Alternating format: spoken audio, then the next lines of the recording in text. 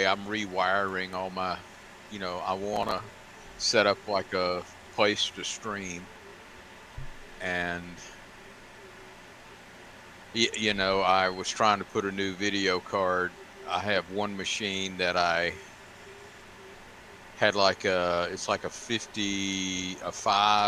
like 80X Quadro card in it that I bought because I had, like, and this has been like 15 years ago, had bought a 3800, an FX 3800 Quattro card. And I wanted to use like multiple monitors, and the guy who built my system, told me to buy that card. And long and the short of it, the 3800 quit working. And I was trying to stick it in there to see if I could get it to work yesterday, and I couldn't. So I gave up on it. And, basically was trying to plug in my old webcam that I think Lightning got. So anyway, You can, go on Amazon and get a whole, for like about $40, just a baseline streamers kit or whatever with everything that you need. It'll be a little mixer, USB mixer that plugs into your system there, and it's just a pop and drop thing. Just plug it into any USB, and you should be going. But I lost your audio. It just came back. So you said you can go on Amazon, and then I lost oh, you. okay, you can go on there and get like a little streamer kit or whatever. Right. Just it's like it's a little USB mixer that plugs into your uh, computer, just to any USB port, and then your microphone and whatever device that you want to like. I plug in another. I send audio from another computer into a mixer that's a USB mixer that goes in. But they have those little. It's like a little kit for the Bimbo titty cam kit or whatever. Right. All that Yeah. you need for to get your tokens or whatever, your stripper coin or whatever. Right. And it's just they work, they look fantastic, they're cheap, and it's just boom, you just plug it right in. I ordered a camera today, and of course, when I did a Google search, it can. Well, what I was looking for is data, a display port coupler, and of course, it came up with this company that's TEMU, that I've heard a lot of people saying, and it's a Chinese company, and they're hacking everyone's machines. But Mm. anyway, the long and short of it, I ordered some couplers from there. But what I've got is I have two computers, and what I'm doing in my 4K monitor, what I want to do is basically have a coupler there where I can plug in either one of in other words, a KVM switch, is kind of out of the question. Mm. But the long and the short of it, I've got it hooked up with the one display port um, coupler I have, and I'm hooked up to the my VR computer, and the monitor keeps blinking in and out. So I don't know if it's a power issue or whatever, or connection issue, but um, it's a work in progress. Yeah. Um, those I mentioned that I got what, 4 22-inch monitors for $10 for flat panel LCD monitors, and yeah, they're like they're VGA or DV. It's optional. You can do DVI, yeah, DVI. DVI or whatever. It's optional. You can do either one, but they're yeah, not their base resolution is 1080p, Right. 1920 by 1080, and I'm just like, yeah, this is so cool. It's such a great time to, I never had so much hardware that was like usable, Right. that you could do stuff with. Because this is like when I was art director and technical director for in Sichuan Fine Arts Institute for all those cartoons that we did. Right. We to run the studio. We had like 90. There were 3 different classrooms with 30 computers each, right? And we're doing different production series and in each of the classrooms. And basically, the kids would meet in there for the class, and we'd set stuff up, and then we'd turn it into a network rendering system. You know, when the end of class day or whatever was over, we would turn them all into render farms, right? Right. And with yeah, I mean, you could do like a movie with that. You know, I mean, you could really, I mean, and they were. I mean, you know, back then, yeah, they were doing movies Right. with that kind Well, of that kind of equipment. the thing that gets me is, when I went to school, you needed $500,000 worth of equipment to do anything. And nowadays, it's like someone can pretty much with an iPhone or even an Android, produce a show and all that other stuff. And the most important thing, as we said the other day, is they can distribute it, globally, which Right. is unheard of. Yeah, the man, I still can't get over. We got on that dang Valorant tournament thing, and it was like 90,000 people watching those Wow. guys. Yeah. 90,000. You know, it's like, I've heard of like, it seems like when people go to football games or something, what is it, like 10,000 people or something like that? Well, in a big, pro stadium, there's like 50,000 people there. It still But, is almost double. yeah, I understand. Yeah. um, Now I have a question. I'm yeah. in on one machine. I'm into your um, Google whatever, and am I looking at this right? It still says intermission. Okay. Good.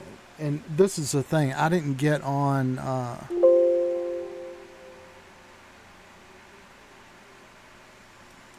And I've lost your audio. Okay. Can you hear me now? Yeah, I hear you now. All right. And what Well, I'm doing is on another machine. I'm following your Twitch screen. and it's good Okay. that you said something because, yeah, I didn't get my, this is the thing. So much, it's like I don't know. I got to come up with a plan for because it's like I'm ambivalent about starting it because of the time limit, but the problem is that if I don't, it always so much crap goes wrong Right. that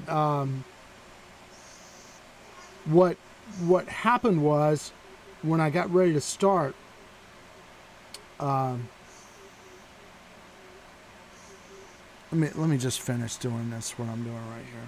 Yeah, do what you got to do.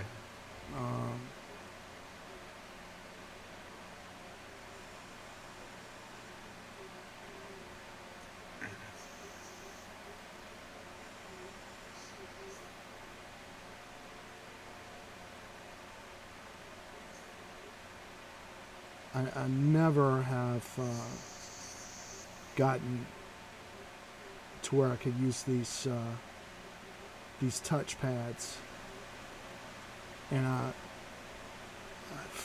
so take a deep breath. It's no point in getting pissed off. Okay, so that's what we should be seeing on the Google Classroom, but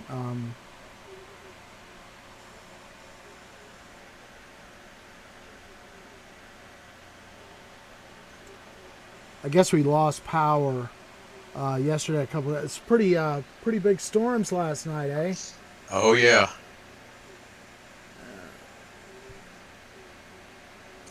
Yeah, I got paranoid and I actually, unplugged my router.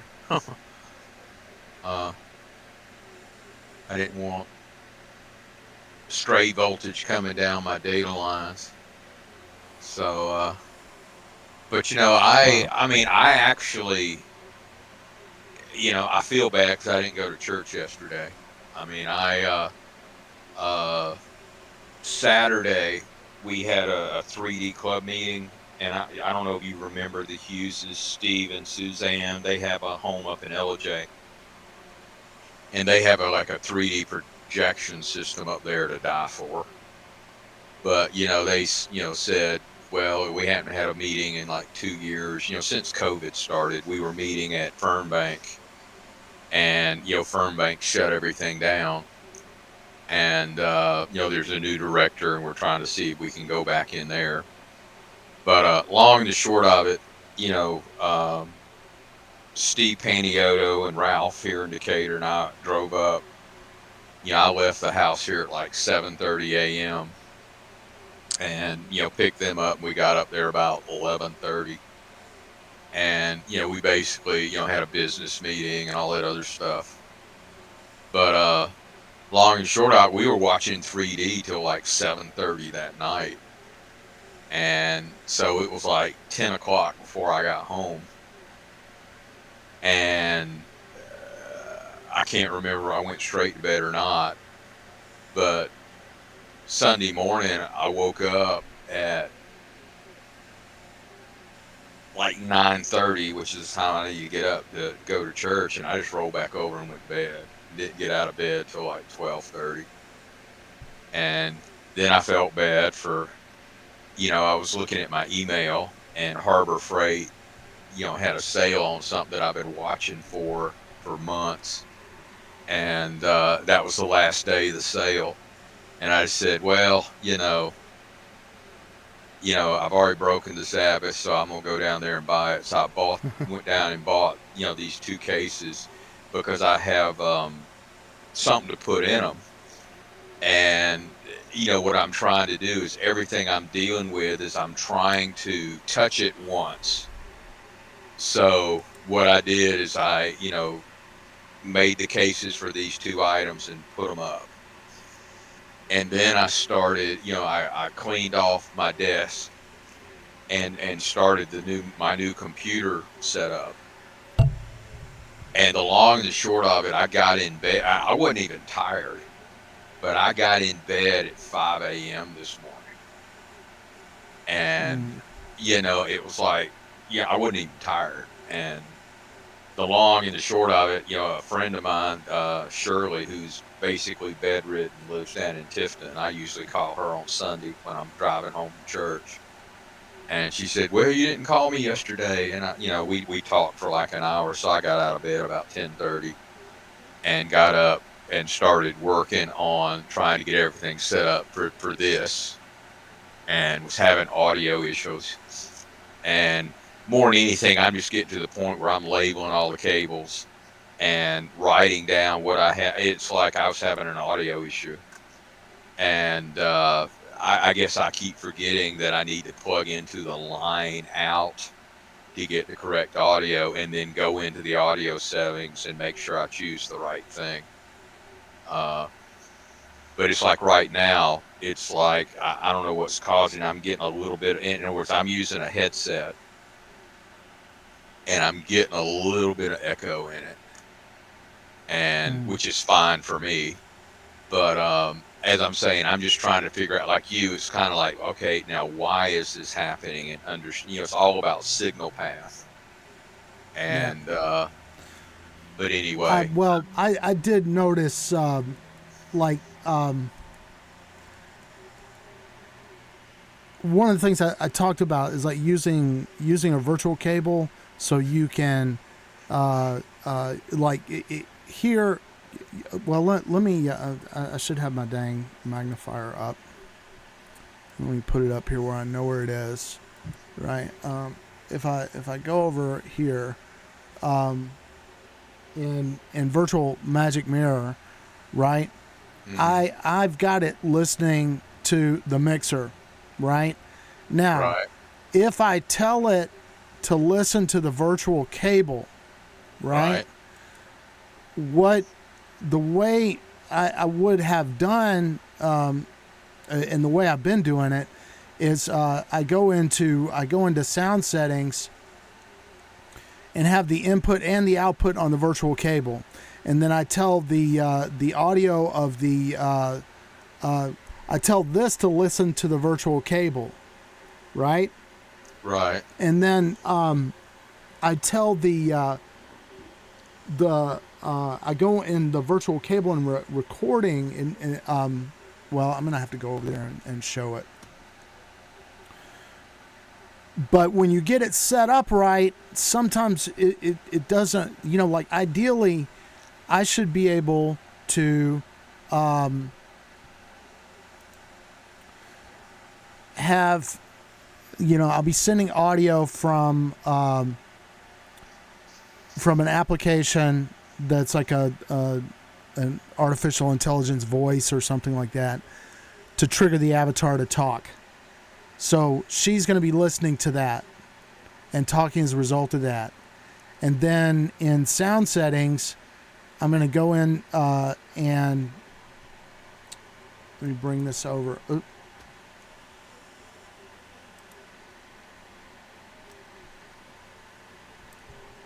I'm just checking my screen there. I'm going to enlarge this. There.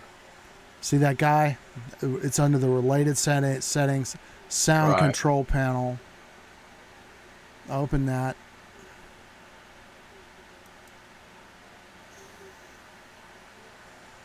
And the thing about it, like, okay, this is totally weird. I don't know why that went to that. Okay, is my audio any better? I've lost your audio. Can you hear me I see now? you talking, but I don't hear you. Still don't hear you on the Google Yeah.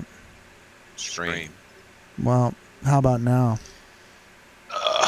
Let me switch over to the Twix stream and see if I can hear you there.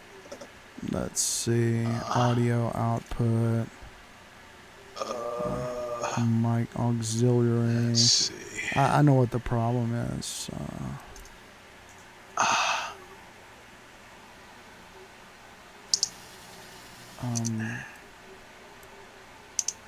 I still don't hear you. If you can hear, nod your head up and down if you can hear me. Yeah, and I still don't hear you. Just a minute. Excuse me.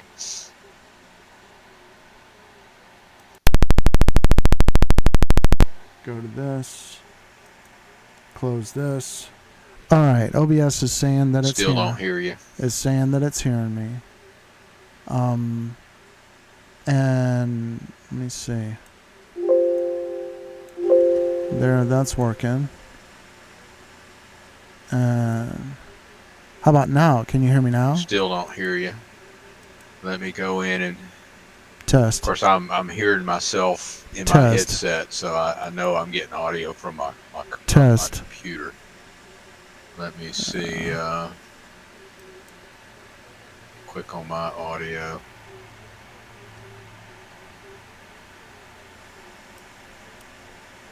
I could put on the Nexigo and see. Yeah. If you can pick up from that. I don't know if you pick up from that. No, I don't see it getting in at all. Crap. Speakers, USB audio. Still not hearing you. Yeah. I need to go actually and check. I see your mic levels on your sound thing, but I'm not hearing you. Yeah. I know. I've got to get over to... It's because the microphone is muted on... Can you hear me now? Yeah, I hear you now.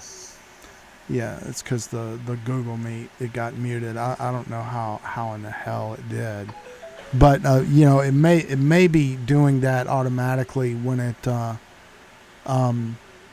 Sees you change a setting or something. yeah, like, are you sure you know what you're sending?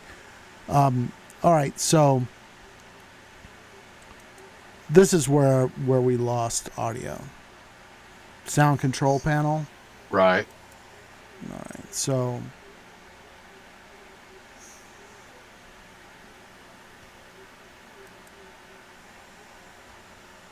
now let me zoom out and see if I can see this. Yeah, here it is, over here. Way over here. Okay. Now,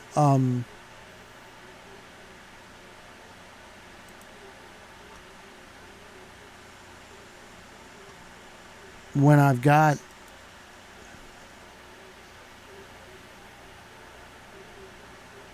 a virtual cable like this, Right. let me check it and see.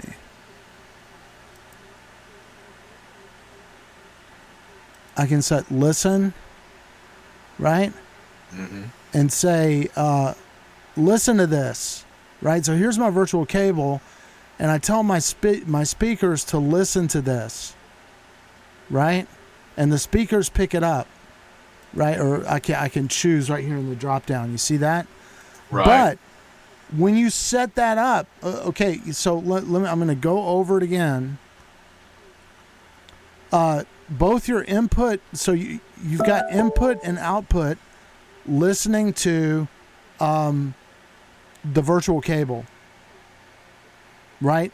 And on the sound control panel, you're going to see the audio pop in that virtual cable. And let me see if I can way over here. Okay, all right. So you'll see the audio hitting the virtual cable, right? And you go to recording, and go to your virtual cable here, and you go to listen, and you say listen to this device, and then you pick the speakers that you want to pick it up, and that way, you know, like upstairs, I have an AI, a Google Voice reading a book, and I can hear her reading, right? It's on the virtual cable, and her motion is being triggered by it. But I've also told this thing, my speakers, to listen to this, right? And the speakers pick it up and play it back. Now, the point of me saying that is when you set it up that way, it's like you have to jiggle it or something. It's like, so you know, if you're not hearing it, it's like you go down to your sound settings panel, and you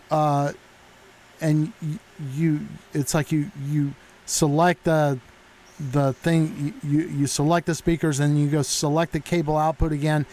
You just do it a couple of times, and then all of a sudden it works. Right. As you said, it's the equivalent of jiggling the cable. Yeah, you know, I don't know. It's like it has to somehow register, and sometimes it doesn't. And that's one of the reasons, you know, I was talking in the class before, and I was saying, well, it's like I can have multiple devices listen to this cable, right? So within this software, I say listen to the cable, and then I go into the sound control panel, and I tell the speakers to listen to the cable. And then her audio, I'm sending it to two different places, right? Right. Okay, so let's see, where are we at? Okay, we're in good shape. I'm looking at is there anything about this, the streaming panel, that you have any? Could you take a test right now and say what all this stuff is? I think so. I mean, the camera settings, you know, I really haven't done that, but I understand the principle where you're going in and creating like a wide shot, a close up, whatever, so that you basically can go into different uh settings of that. Right. So you have free camera mode. You check free camera mode, and you just a shot that you want to be shot number 1, and then you hit 1. That's your quick save, which is this, right? And then you're in free camera mode. You adjust it again for your shot 2. You hit quick save, and then you can quick load it. And I want to. Well, I went thoroughly, like right now, okay, if I go into free camera mode, for example, with her, let me see, this is the real panel, is it not? Yeah. Yeah, okay, I don't know why it was not. So, you can see this, room, as it were. It's like some kind of spaceship cabin or something like that, right? And it's really made like a set is made, so you can put, your cameras outside this spot here. Now, that is simply loading as an accessory, and it's linked to the world space. So let me see. Can I go to accessory? All right. Now, the deal is this. I don't know why, but well, actually, let's just go back here. There you go. Bink. This is what I want. All right, and then all right. See, I've got a bunch of stuff now sitting out in the folder. If you remember, you go into the documents folder, and there's a VMagic Mirror files folder, and then as a subfolder of that, there's an accessory folder, and you drop your GLB or GLTF file in there, and then when you check it, it appears. If you uncheck it, it should disappear, right? So I want to give you another example.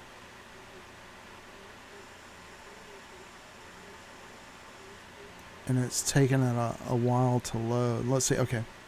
All right. So, wow. Look at this. This is baked textures. Can you see that? Yeah. Is it? I mean, can you see it decently? Yeah. Hold on. Let's see. I mean, there's white brick wall with graffiti painted on it. Yeah. Yeah. Now these are baked on textures. As it were. So, to a certain degree, you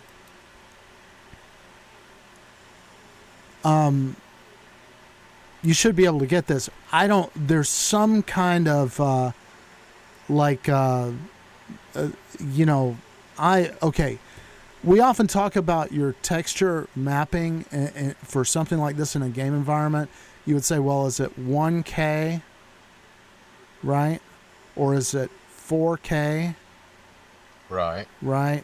And that means that when you take one side of the image multiplied by, like you're tiling an image or something, or you've got a UV unwrap. This for example, is some kind of a UV unwrapping of this. Do you know what UV unwrapping is? I don't. Okay, well, we got to get into that. All the texture that you see here, right?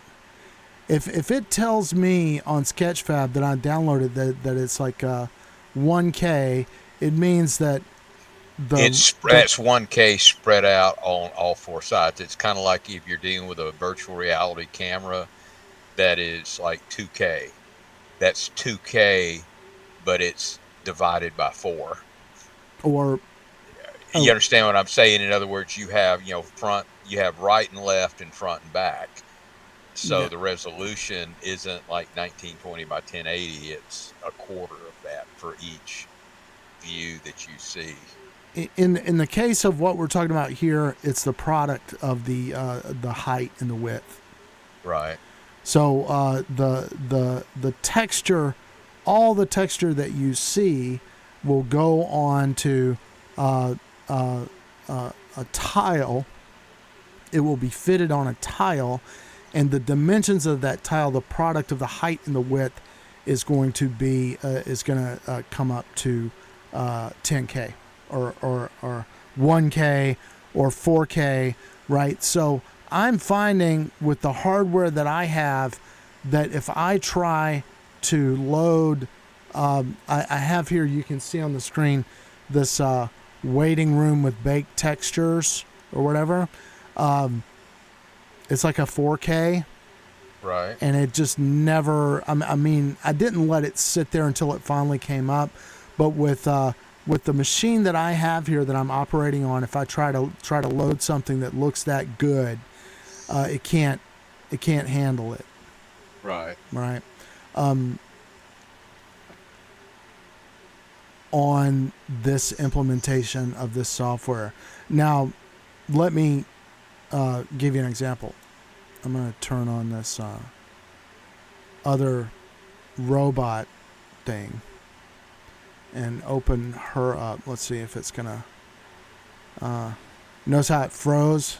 Right. Let's see. And the spinning blue circle. Yeah. All right.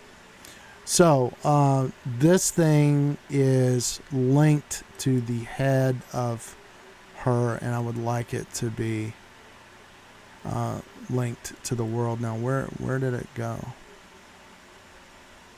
See it anywhere? I don't see it. Okay, what I'm going to do then is I'm going to turn off the brick room and then rotate around and see. Should be out there somewhere. Oh, there it is. You see it down there? It's under her feet. Yeah, under her feet, right? So I'm thinking X. Let me zoom in on this. This is going to be a little bit awkward. Like X 180, and then I click off of it to get it to take, and then I'm going to zoom out again and see what I've got. Well, no. Well, maybe it did. I didn't need that. Hold on a second. 0. Oh, I hit 9. 0. And notice that she claps. All right, so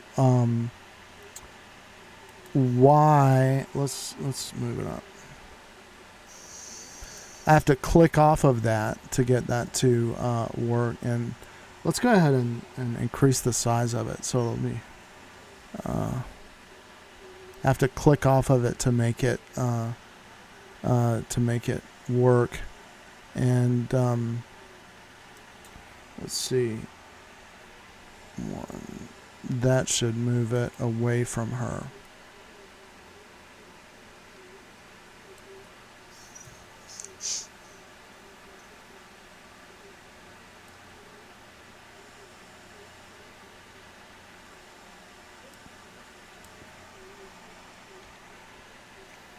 You see how I'm moving it around by typing in new coordinates for it? Right. All right, now let me go ahead and see if I can get it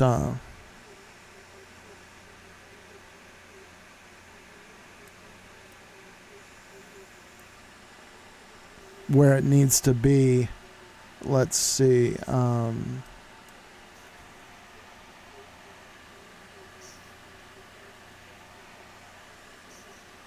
Now I'm predicting that when I do this, it's going to move to the right. Right? You see, I put a 2 in for Y, and I was no, Y should be up and down, right? Because when I look at her, in the front, positive Y is up. All right, look at that. Look at that shader and everything. That's amazing. Okay, so it's the X. If I get in front of her, I'm thinking positive X should be to the right. Well, no, maybe not. There you go, 2. Yeah, that moved it further this way. So let me move it back now to 0, and I click off of that, and now I've got it right in front of her. See that? Right. And let's see, what is my Z doing? Let's see, I could put maybe 2 should be positive Z, and that's gonna put it back. All right.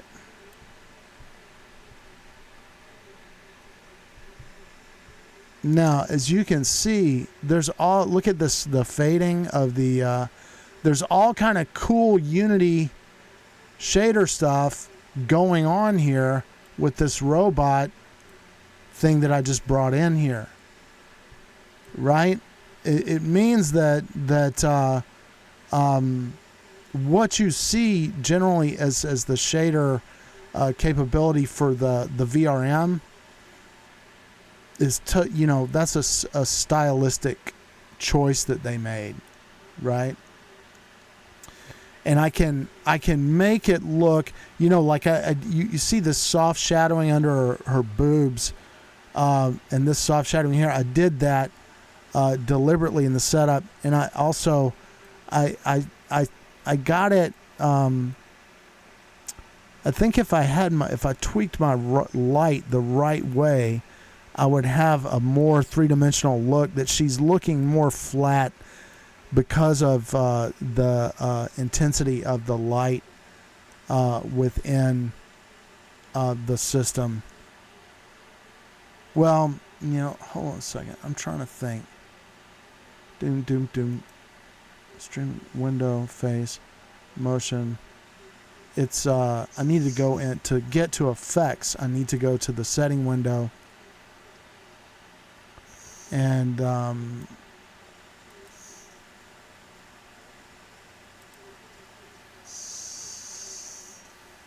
make it ultra high quality. And here it is, the light, right? The intensity of the light. And well, no. Let me see.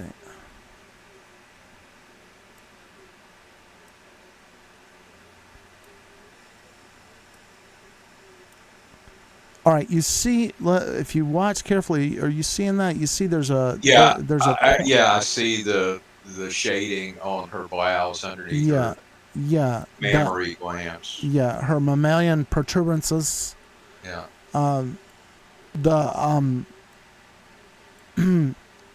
But there's a point where it just stinks. When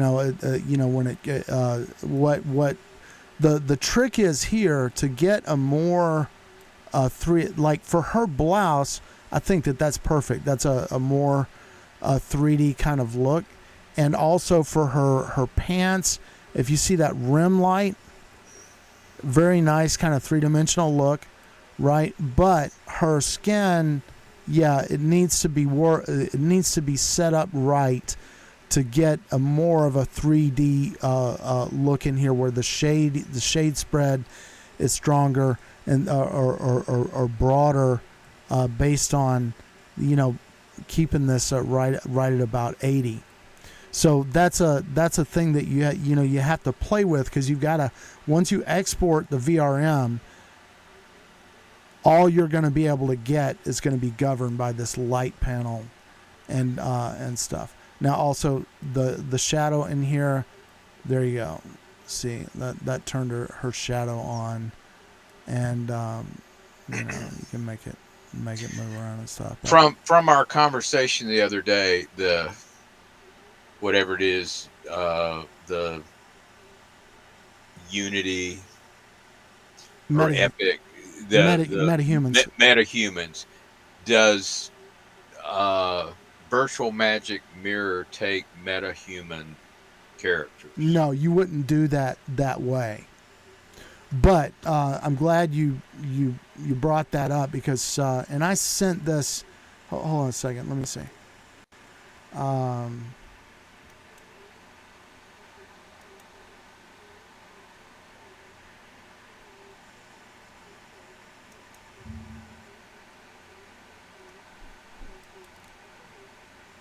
and I'm getting ready to put this in chat too.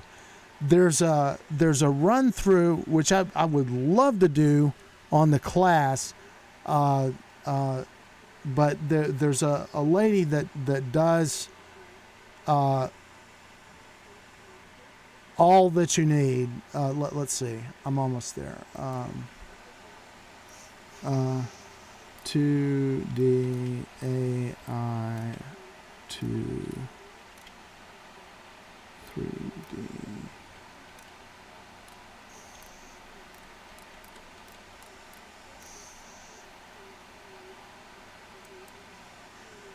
I'm getting ready to find this because, yeah, here it is. Okay. And,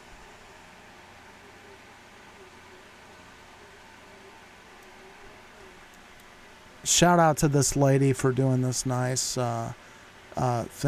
Hello, and welcome back to another prompt. All right, so could you hear that? I can't hear what she's saying. Which you might have created. How about now? Mid-journey stable diffusion Can you or hear her any now? text Still can't to hear. initiate. Yeah, I think I hear her now. Okay, well, okay, so this is what I was talking about before. Your workflow is that you've got an iPhone, right? And you make your 2D image of your character in Midjourney. All right, and then you're going to go through Blender and Unreal Engine through a long process. She sets it up in about a half an hour. Let me see.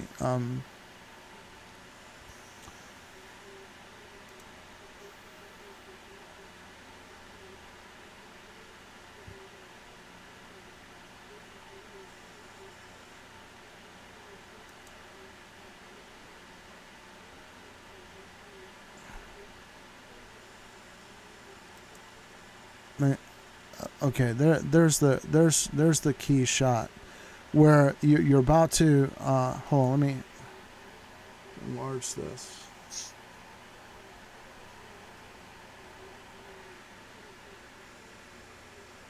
See, she just connected the character that she's made to the iPhone.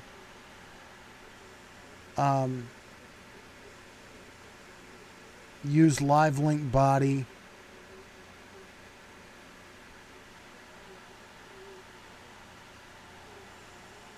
All right, so her phone is, you see how it's picking up her face?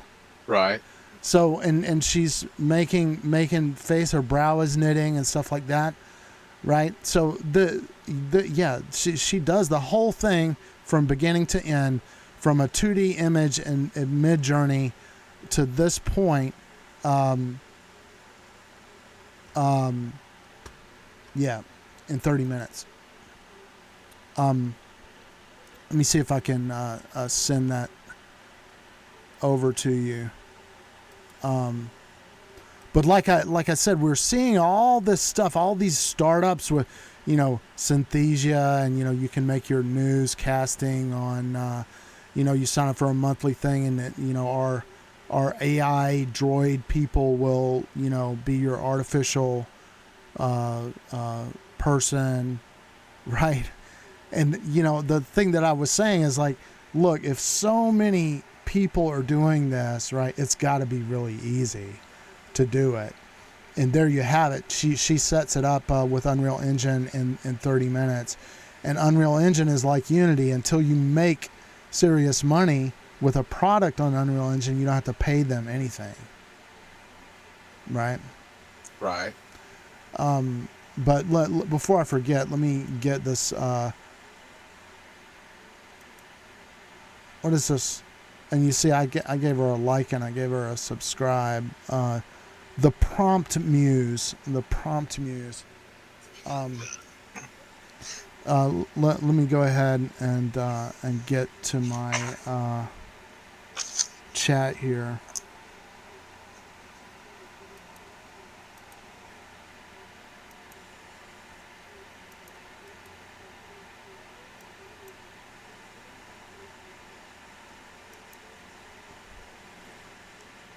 Try that link Let's see if I can get to it.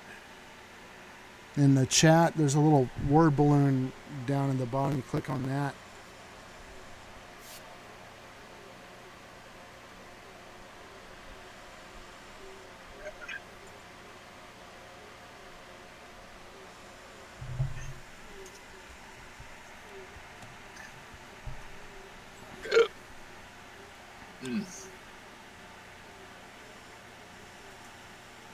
I'm not, you know, I haven't really gotten top to bottom into Vroid Studio,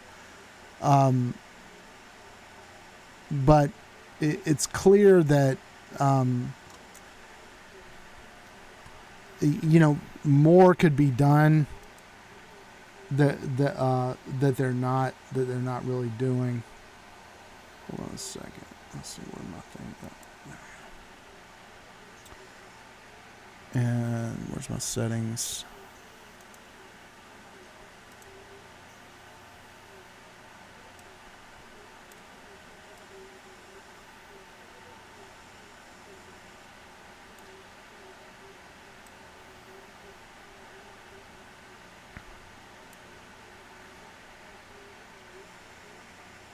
Were you able to get it? Yeah, I think so.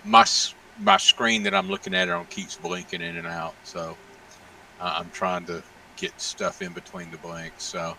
Oh, turning on and off. Yeah, in other words, as I said, I'm going to a DisplayPort coupler. Oh, you know, and to get it, and you know, there's something funky going on with there that I haven't been able to fix before the class started. So yeah, I understand. I understand. You know, it may be something as simple as the cable version. You know, it's like I was looking at some cables the other day that are like 4K, but well, it's kind of like with 3D. You know, with HDMI, you need version 4.1.4a to do it, and you know that's you know it's like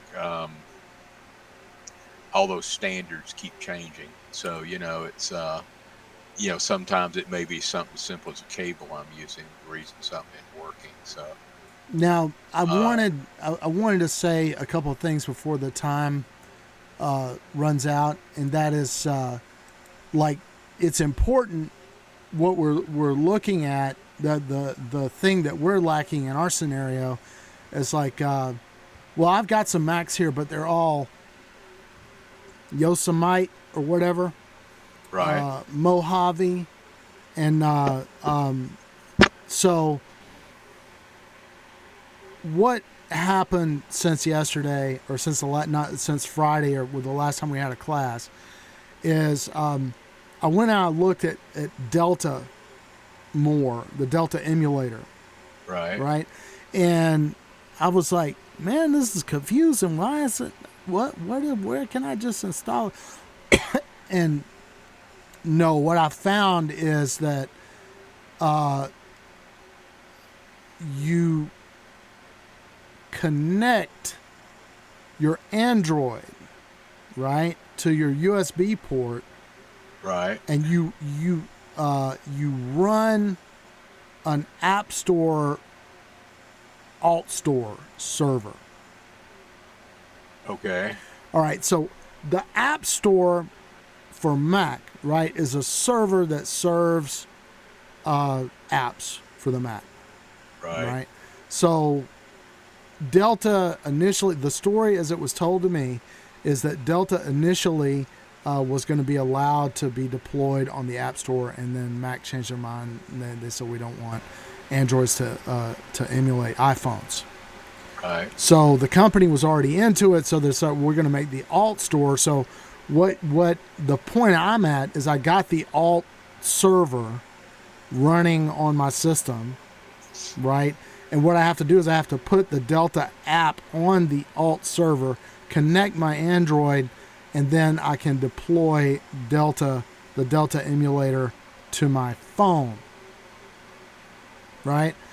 And I'm still in progress with that. Now, the other thing is on Macs, you can run Xcode, which is an emulator But I don't know. And I got, today, all I was able to do in the time that I had is get this Mojave virtual machine running. And I have to find out anybody who gets this gene image. I think it's on of Mojave. I think it's downloadable on archive.org. But if you ever get it, the password is admin, right? Right. So I'm at the point now, as you can see, I've got a Mac desktop here, and I'm going to get Chrome downloaded here, and so I got on here, but I need to log in to the Apple with my Apple ID for the Real Mystic Mask, and that's some hard ass password that's in my Chrome profile. So I need to get that thing Chrome profile loaded in here before I can. But that'll be the next step. The ultimate goal being, hey, I don't have an iPhone. Can I do what this lady did in 30 minutes without? Is there some way I can do it without an iPhone? Right. Well, it seems to me it's like the new iPhones. They have the depth sensor that connects to that. I mean, there's a lot of 3D stuff where they're creating 3D, imagery based on that depth information. Oh yeah, So, absolutely. It's that's when you were talking about these guys talking about scanning, schools or whatever like that. right, I was like, anybody with an iPhone can go do that. can go do that. I just it's so militaristic thinking to. Oh yeah, we've got school shootings. What are we going to do? Well, we're going to practice shooting in the school shootings, so we can Right. shoot the shooters that are shooting in the shootings of the school shootings. And Well, it's like how when can we I sell was more guns? Yeah. Well, when I was originally approached by that, it's kind of like, I mean, it was totally obvious to me that the owner of the company, didn't understand the process, didn't understand the technology. And, at the end of the day, I reached the point where I said, um, I know more than he does. And I'm not going to allow myself moving forward to get sucked into a project where it takes many, many hours or days of my time, and then I end up not getting paid. Yeah. And, at the end of the day, all that stuff that I shot, they could never get it to work because, in other words, it was done wrong, or it was the wrong way to do it.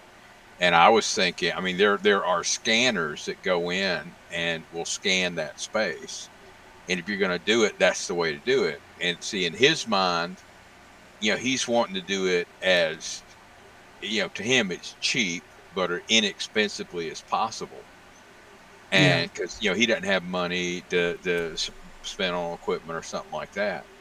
So anyway, but yeah, I know at some point, when I was telling them, what you had recommended, it was kind of like, oh, well, in other words, they had in their mind the way they wanted to do it, Yeah. and couldn't say anything.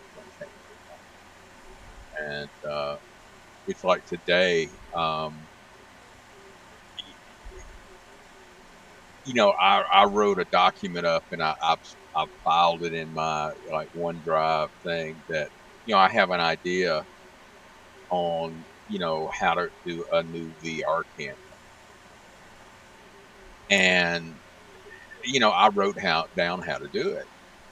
And the bottom line is the hardest thing with all that is with video is gen locking everything.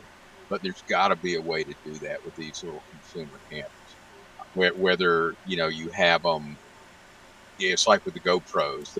They were never really gen locked, but in other words, they were set up so that both cameras were linked and they started at exactly the same time. And 9 times out of 10, they would stay in sync for at least minutes at a time, so you could create usable footage. So, but anyway, um, hmm. Oh, I but haven't. I know. I mentioned those guys were working with a company that had they really had a lot of need for VR content. right, And there's going to be more and more demand for that kind of stuff. But I just I get up and do all I can do right. and just accept. Well, to me, the thing that I understand with like most of these VR cameras, that the people that create them, it's like Jaunt.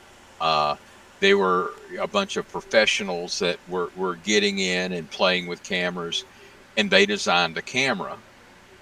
And the thing that they didn't understand is, yeah, they built this great camera and everything, but the whole nature of shooting with a 360-degree stereoscopic camera is, from a production process, it's a pain in the butt because you don't have anywhere to hide. You Mm, see everything. So, right. I mean, Hollywood like jumped on that bandwagon real quick. But the bottom line is, Industrial Light and Magic and Disney invested millions of dollars in that company. But sooner or later, they said, well, it's really hard to do it this way. And even shooting 3D is very hard to do. But going back to the whole 3D process, everyone's basically in their mind, it's easier just to do a conversion, and that's getting easier and easier. And there's automatic ways to do it. However, understanding stereoscopic footage, and the human body, and visual recovery, it's like all this fast cutting that you get in Hollywood is not good for seeing 3D content, because your eyes cannot recover from that, and it's going to give you a splitting headache. Yeah. So to me, at the end of the day, the and there's got to be a market for it somewhere if you think it out, that stereoscopic footage is great for training, because you maintain that space, and you can get a sense of uh and the word that I'm looking for escapes me right now, but you have that whole spatial proximity. So but anyway, and also see it stereoscopically, you have a 33% higher retention rate, because your mind doesn't have to process and interpret depth. It's already there for you. But anyway. Mm. I'm just dropping this Google Chrome into um so what I'm going to do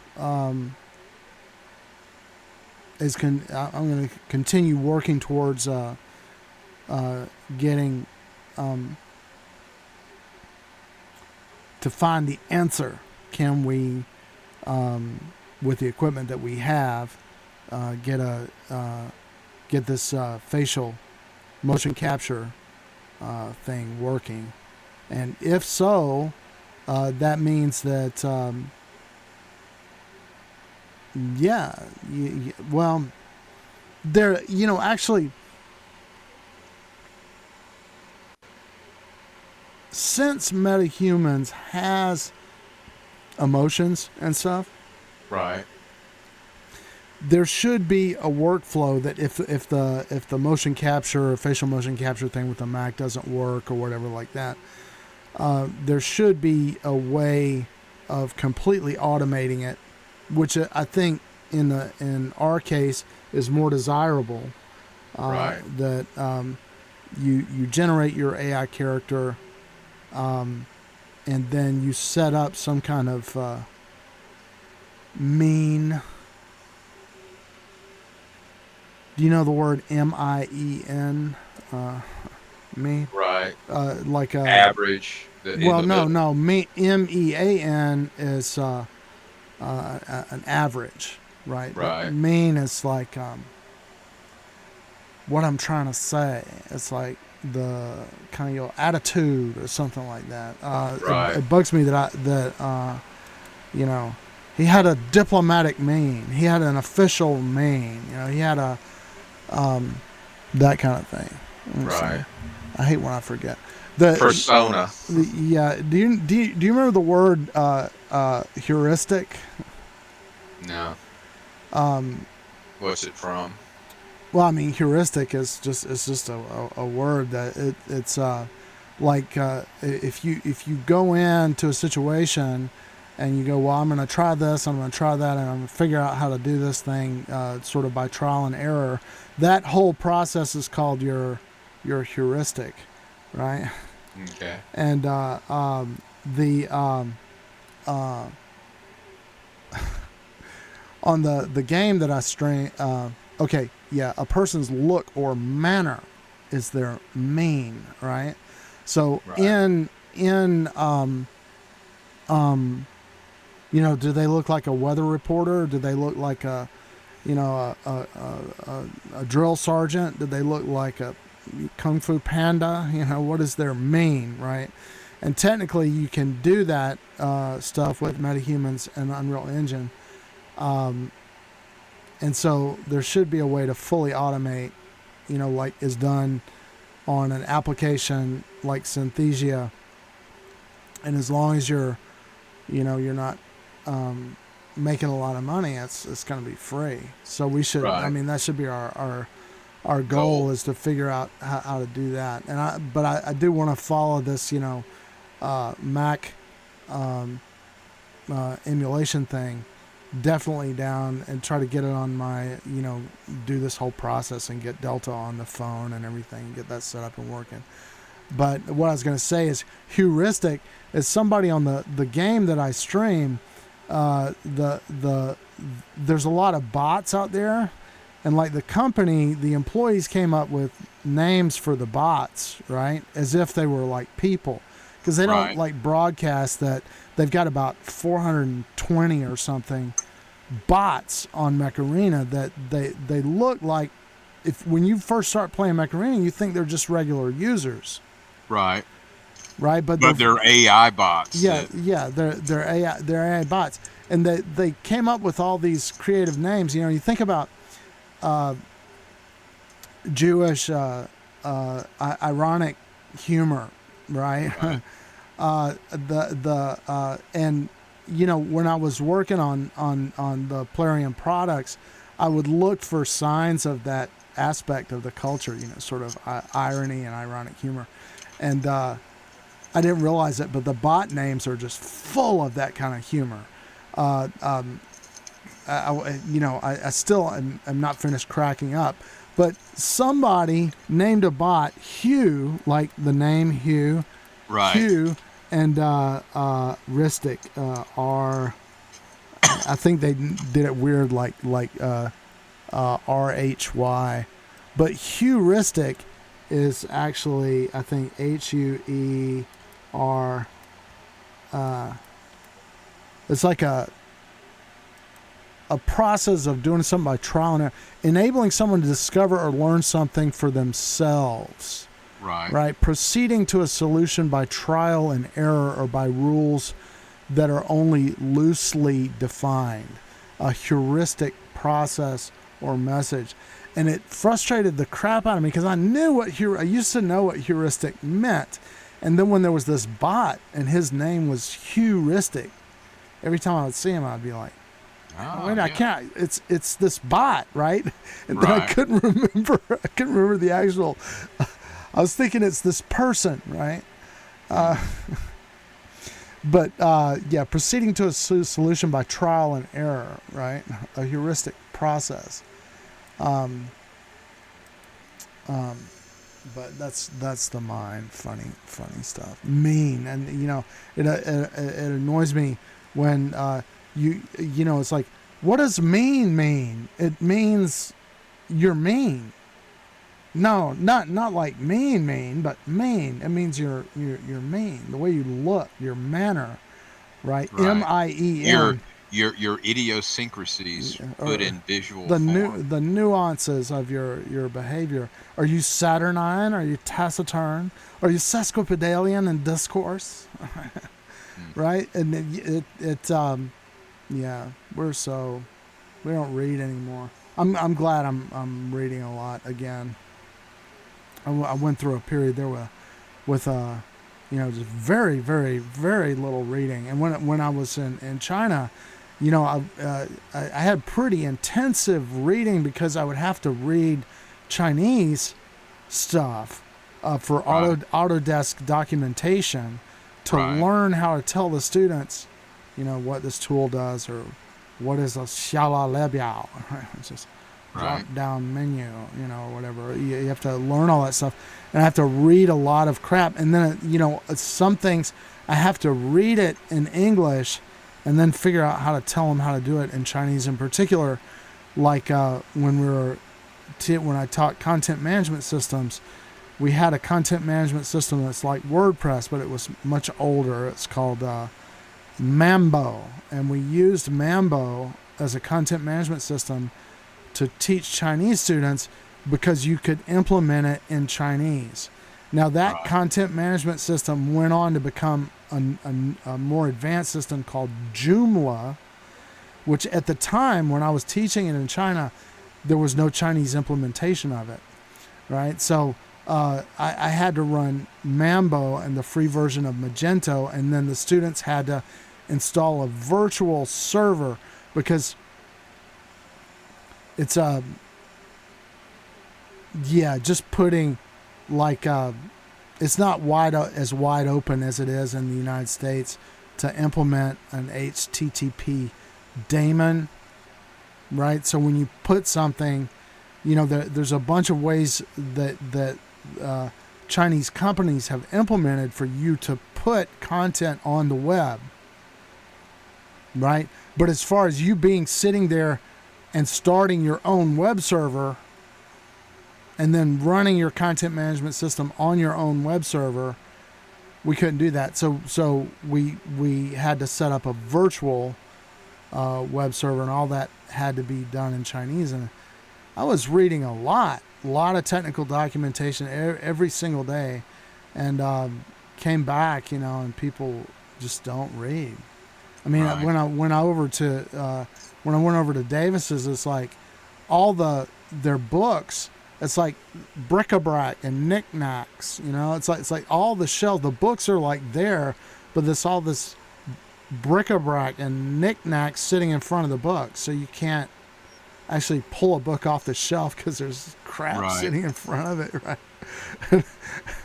And it's like, that's the way we're getting in this country. And it's even you read one book, it changes your life forever. It really does.